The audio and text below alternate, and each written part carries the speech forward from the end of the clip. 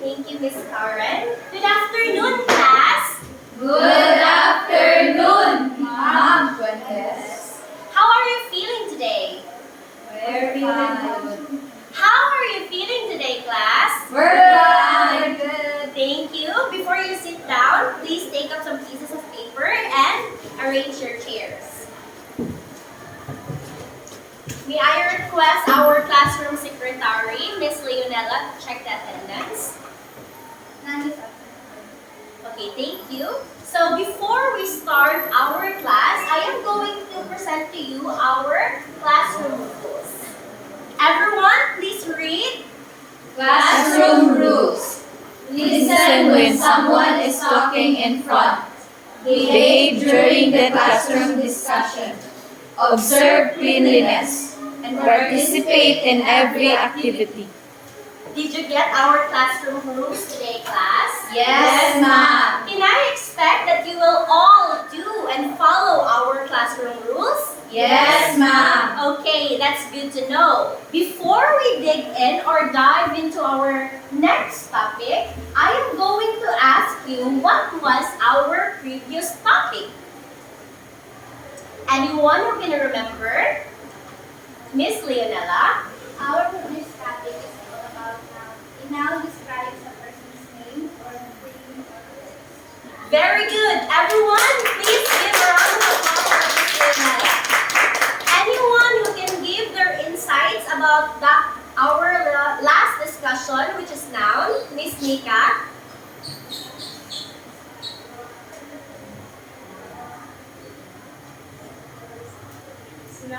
Noun is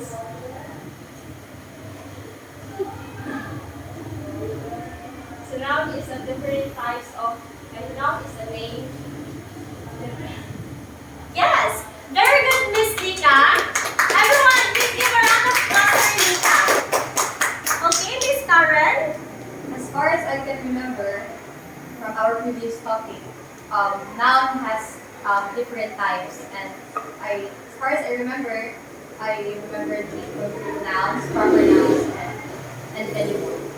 Yes, very good, Miss Karen. Everyone, please give a round of applause for Miss Karen. So, before we start our lesson, I have prepared an activity for all of you to answer. This time, I am going to divide the class into 4 groups. So, this would be the group 1, group 2, group 3, and then group 4. I am going to give you these papers or these answer sheets that you will use as guides to answer this. So the group 1 will be assigned to answer the number 1, of course, group 2, and for group 3 and for group 4. Understood, class? Yes, ma'am. All you have to do is to choose a representative to answer here in front because I will be giving you a marker. Understood? Yes. Okay, this is for the group 1, group 2, group 3, and group 4. I will give you 1 minute. Just choose from the answers, from the choices that I've given to you.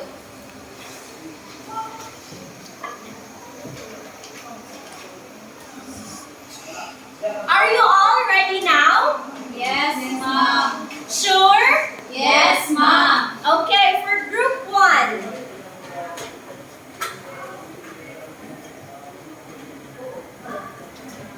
Yes.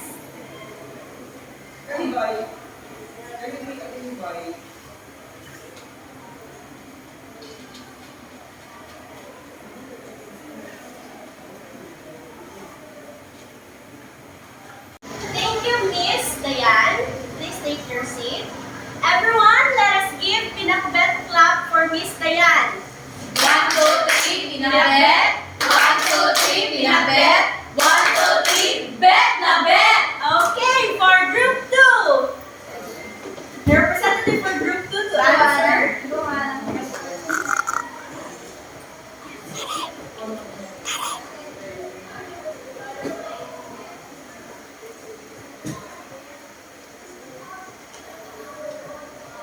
Okay, thank you, Miss Hannah. Everyone, let us give Miss Hannah a Coca-Cola clap. 1, 2, 3. 1, 2, 3. 1, 2, 3. Okay, group 3, representative.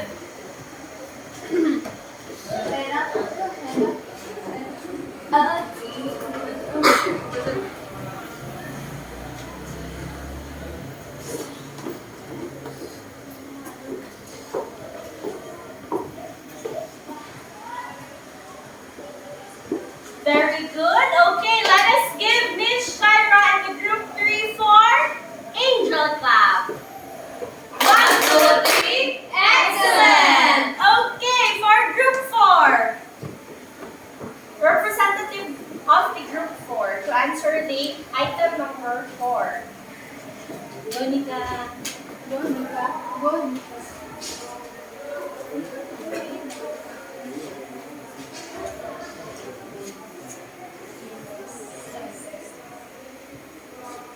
Okay, thank you, Miss Nika. Let us give Nika a very good clap. 1, 2, 3. Very good, very good, very good. Okay, thank you everyone for cooperating. This time, I am going to share to you some questions. What have you observed in our activity? So, Miss Karen, So I observed that in our activity completely, you have given us the answer sheet, the sheet that has the choices, which is, for example, so question number 1, which is, Kevin is a blank boy. So the choices here is talented, very talented, and most talented. So I observed that it's all about comparing or comparison. yes, okay. Thank you, Miss Karen. So this time, how did you find our activity today? Was it fun? Yes. Okay, this time I am going to present to you the objectives out of our discussion this afternoon. Everyone, please read. Objectives. At the end of the lesson, the student should be able to describe the degrees of comparison, point the importance of degrees of comparison in their life, and manifest the value of cooperation. Okay, thank you class for cooperating during my discussion. And this time I am going to present to you our next teacher, which is Mr. RJ.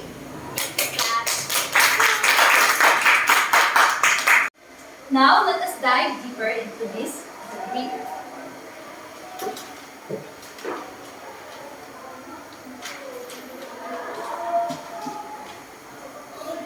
So,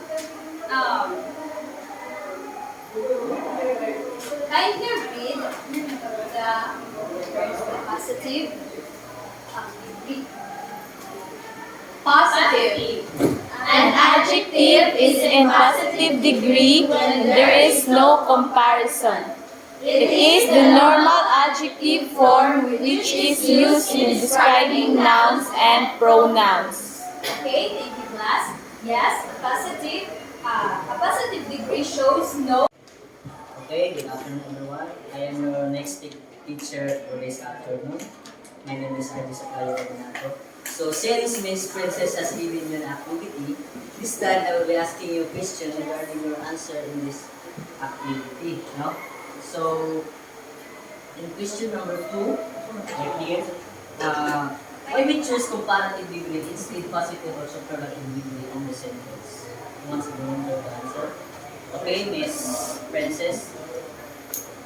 In number 2, it is because in the sentence there are two nouns being compared with each other, and the usage of comparative degree is to compare two nouns or pronouns.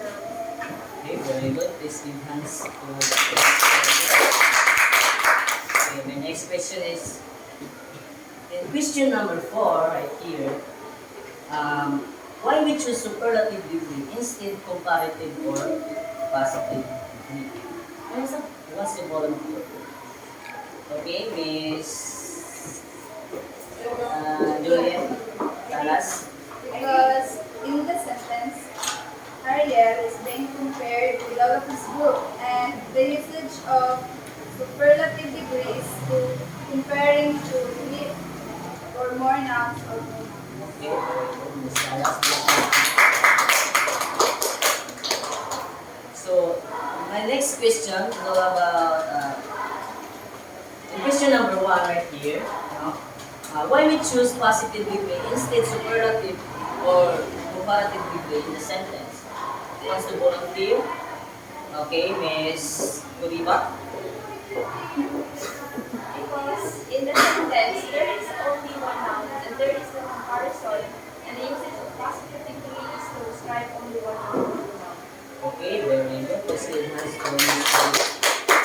Now, since you already know about the 3-degree comparison, do you have any idea about our topic for today? If not, Miss Princess de los Reyes. I mean, Miss Charis Sangyon will continue the class. Good afternoon, class. I am teacher Charis. And for today, we were going to tackle about the adjectives. So, kindly read what is adjectives.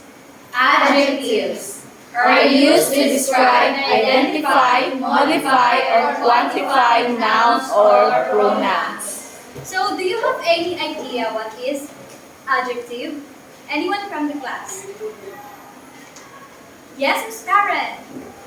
As adjectives are used to describe a noun, which, for example, Diane is beautiful. So I am describing Diane using the beautiful word. So that is words. Okay, thank you. That's correct. Ms. Karen. Yes, adjectives is used to describe, identify, modify, or quantify nouns or pronouns. So for today, our main topic is the degrees of comparison.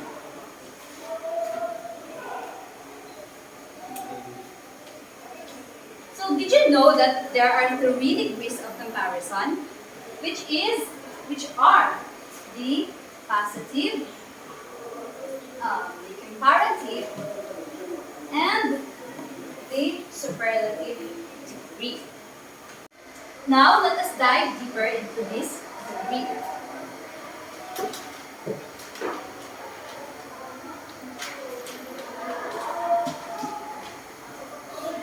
So, kindly read the positive degree. Positive. An adjective is in positive degree when there is no comparison. It is the normal adjective form which is used in describing nouns and pronouns. Okay, thank you, class. Yes, a positive degree shows no comparison. For example, is this number 1. Kevin is a talented boy. Diba? It shows no comparison. So, can anyone from the class give an example of a positive degree? Yes, Miss Salas. 1 is beautiful. Yes, that's correct. Thank you, Miss Salas. So,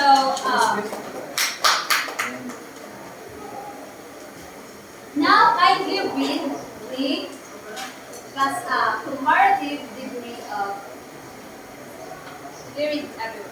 Comparative. An adjective is in comparative degree when it is used to compare 2 nouns or pronouns. Yes, thank you, class. So, yes, it is used to compare 2 nouns or pronouns and we add er to the adjective to show comparison. And the word then is placed after the adjective. I have an example of comparative degree. For example, the apple is bigger than the strawberry. So, it is comparing the apple is being compared to strawberry. So do you have another example of comparative degree? Anyone from the class? Me, ma'am. Yes, Miss Princess Joy. The ruler is longer than the pencil. What I am comparing are the ruler and the length of the ruler and the length of the pencil. Thank you, Miss Princess Joy. Let's give Miss Princess Joy a round of applause. Okay, thank you guys. So for the last one is the superlative degree. Kindly read everyone. Superlative. An adjective is in superlative degree when it is used to compare three or more than three nouns or pronouns. And we add est to the adjective to show comparison. The article the is placed before the superlative adjective. Okay, thank you guys. So, and if the adjective it has three or more syllables, we put more before the adjective. For example, the book is more expensive than the notebook. So, do you follow, guys? Yes, ma'am. Okay, so do you have any example? Yes, Ms. Karen. My example is the cheetah is the fastest animal in the world. Okay, thank you, Karen. Another. None? Okay, that's right. Thank you.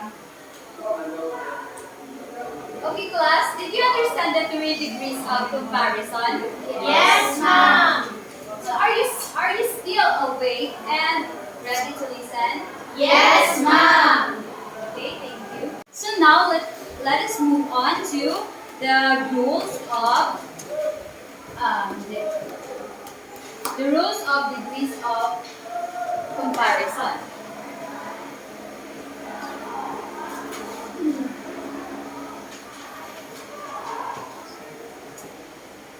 So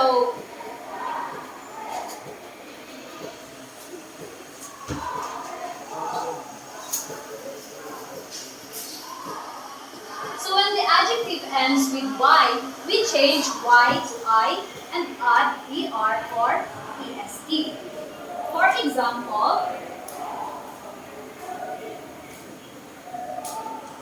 tiny, tinier, and tiniest. So, can you give another example of this? Yes, Miss Nika. Pretty, prettier. Yes, that's correct. Thank you, Nika. Another example? Big, bigger, biggest. Yes, thank you. Thank you, Miss Karen. So, did you already understand the first rule? Yes. Yes, ma'am. Yes, ma'am. Okay, thank you.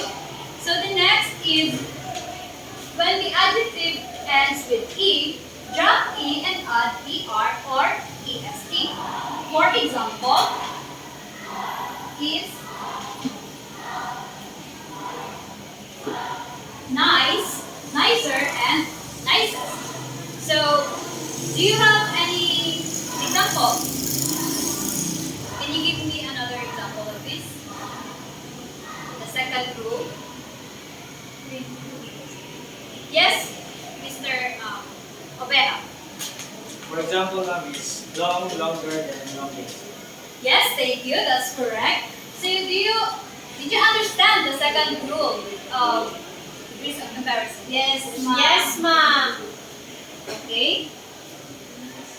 Next is when the adjective ends in a consonant letter that follows a vowel, double the last consonant and add er or est.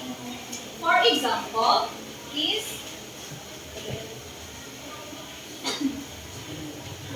big, bigger, or and biggest. So, anyone from the class can give another example? Yes, Miss Solidor. Fat, butter, fattest. Yes, thank you. That's right. So, the last rule is we form the comparative and superlative degree of irregular adjectives by changing the spelling. So, I have an example here.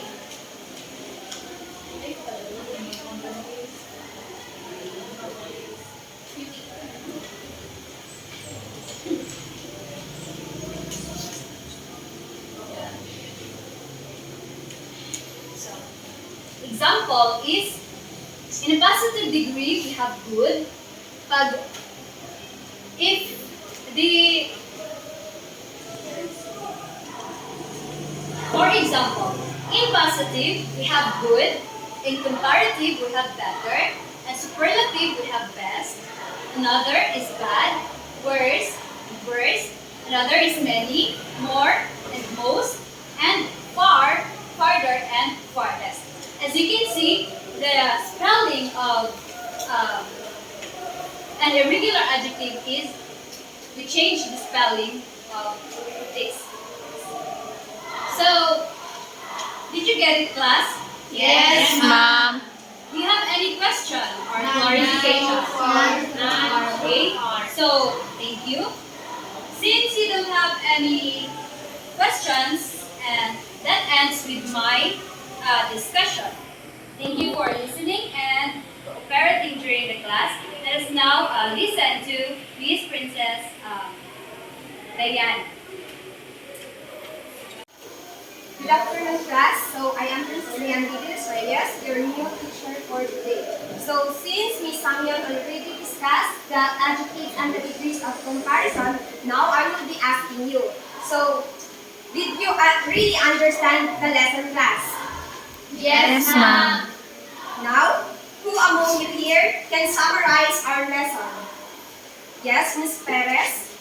So we have learned about adjectives that it describes and identify, modify, or quantify nouns or pronouns. We also have acquired some knowledge about the degrees of comparison and its rules also. Very good.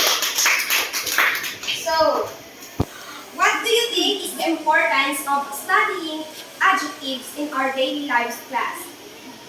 Yes, Miss Peter? It is important because it allows us to make sense of the order of things according to what adverb or adjective is. Very good. So, another idea. Miss Fabre?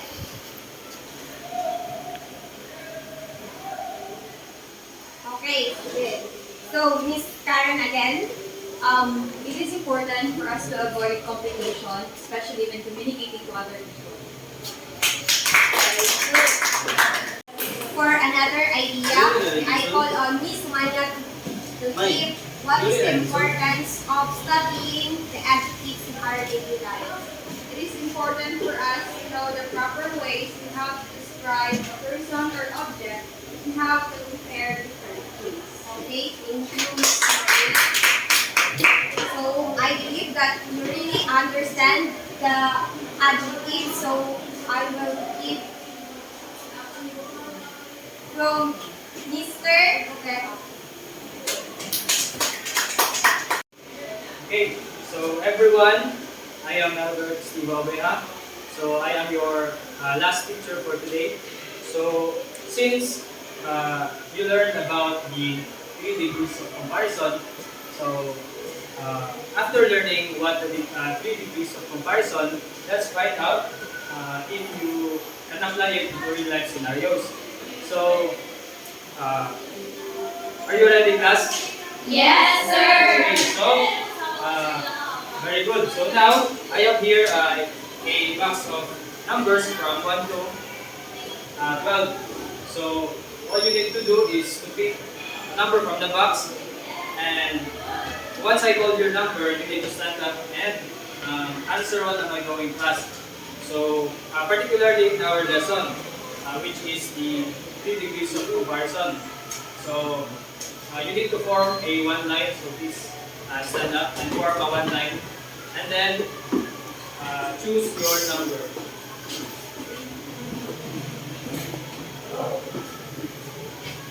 Okay?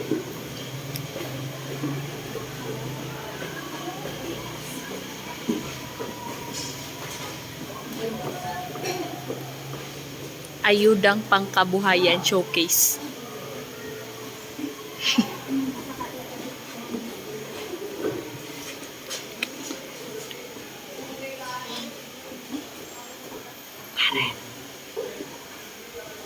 Okay, so everyone has their number already? Yes, sir. Okay, so I want you to stand up when your number is called. So am I understood, class? Yes, sir. So, okay, so the first number will be number 9. Who's number 9? Okay, so Miss Lunella, based on what you can see in your surroundings, can you give me an example about the positive degree of comparison? The answer is head. Okay, is she correct? Yes, sir. Okay, so let's give Leonela a Kamehameha wave clap. So, do you know what is Kamehameha wave clap? No, sir. Okay, let's demonstrate. Kamehameha wave clap. So, all you need to do is Kamehameha. Okay, so please stand up, everyone. 1, 2, 3, go. Kamehameha. Okay, so please.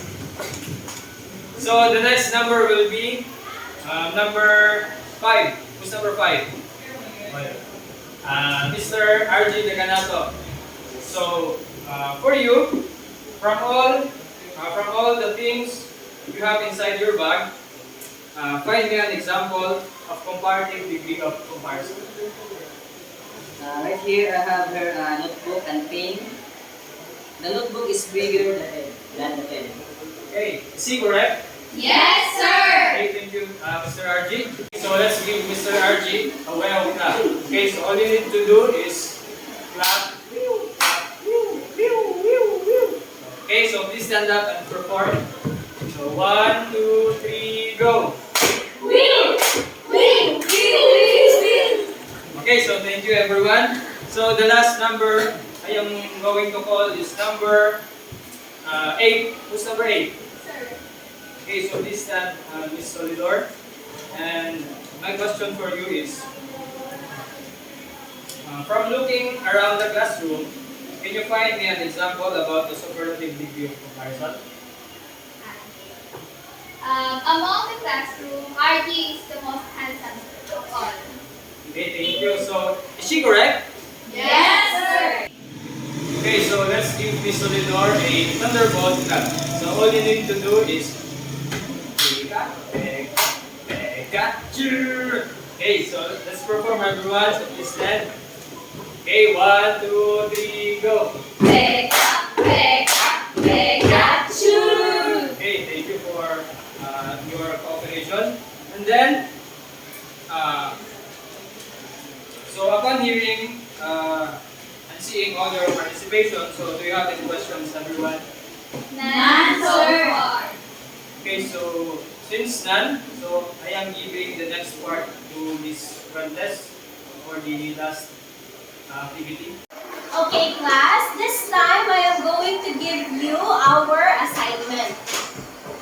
So, this is your assignment that you need to pass next meeting. Everyone, please read. Assignment. Write 5 sentences of positive, comparative, and superlative degree of comparison. 2 points each item. For a total of 30 points. So, you need to write this in a one whole sheet of paper and you need to provide 5 sentences each for positive, comparative, and superlative degree. Understood, class? Yes, ma'am. Have any questions, class? None so far. Did you enjoy our lesson this afternoon? Yes, ma'am. Okay, that's all for today. Goodbye, everyone. Goodbye and thank you, Mom Princess. See you next meeting and may God bless you. Yes, God bless you. Thank you. Thank you.